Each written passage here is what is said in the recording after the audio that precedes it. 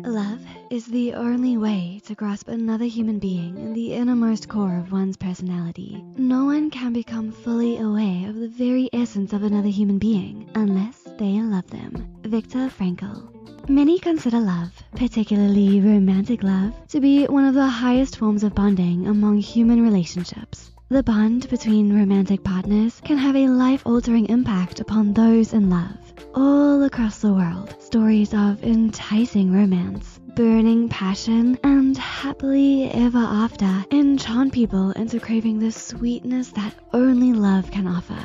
In reality, however, love is hard. Love can be messy and cruel. Anyone who's ever been in love can tell you that it can leave you feeling brokenhearted, desperate, or even lonely. And as feelings and attraction fade, loving someone can feel confusing and difficult. Then it might be natural to ask, what makes love hard? What are some things that can make love more risky and less appealing? In today's video, we want to share harsh truths about love that may be unpleasant to hear and explore some of the reasons why dating and romance can be so difficult. Number 1, love can be intoxicating. For anyone who's ever been in love, you may have experienced loss of appetite, poor sleeping patterns, and irrational thinking. This happens because when you find someone attractive, your brain starts to release dopamine, a type of neurotransmitter that gives you a sense of pleasure.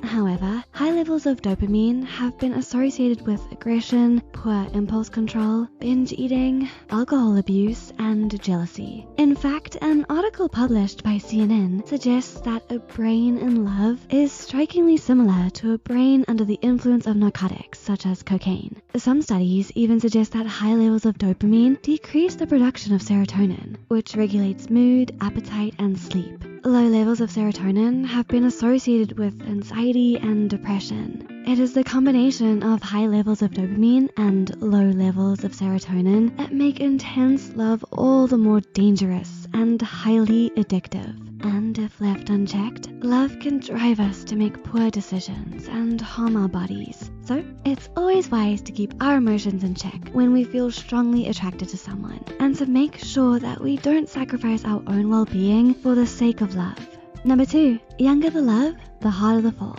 What do homecoming dances, senior proms, summer camps, and sports rallies have in common? They are the perfect ecosystem for teenage romance. Grand gestures of romance in the form of intimate songs and intricate promposals across all social media platforms drive many young people to yearn for their own romantic encounter.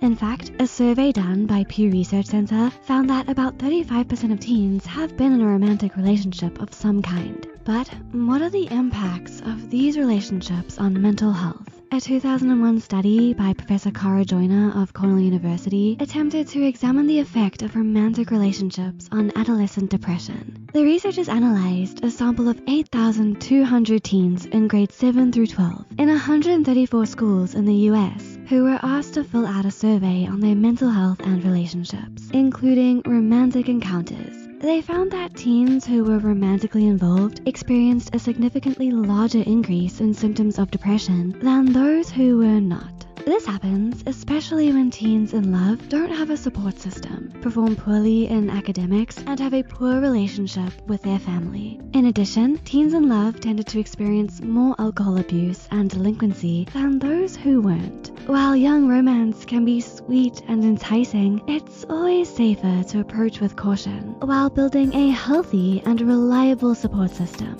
Number 3, the risk of being cancelled. The dynamics of human connection have been changing rapidly in the past few decades. With the development of technology and social media, people are making connections with others across the globe in a matter of seconds, which also makes intimate relationships much more accessible. Dating apps make it possible for people to find a date in just a few swipes, but easy access doesn't always mean easy success. In a survey conducted by Pew Research Center of 4,860 adults in the US, over half the participants claimed that dating has been getting harder in the past 10 years. This could be because more and more people aren't looking to date. In fact, the same survey suggests that about half the people who were reportedly single were not actively looking to date. In addition, about 65% of them also claimed that recent changes in social dynamics make it hard for people to know how to interact when they're on a date. This could be because of how easily social media can blow anything out of proportion. While social media has created accountability for people's actions, it's also made it increasingly difficult for people to do or say something without accusation, speculation, or repercussion, with almost no chance for reconciliation. The same fear applies to dating, where people have been cancelled over one comment, one action, or one post about past relationships. And any attempts to apologize are met only with harsh criticism and cynicism. Our declining interest in dating and increased risk of personal actions being taken out of context make dating less appealing and ever more challenging.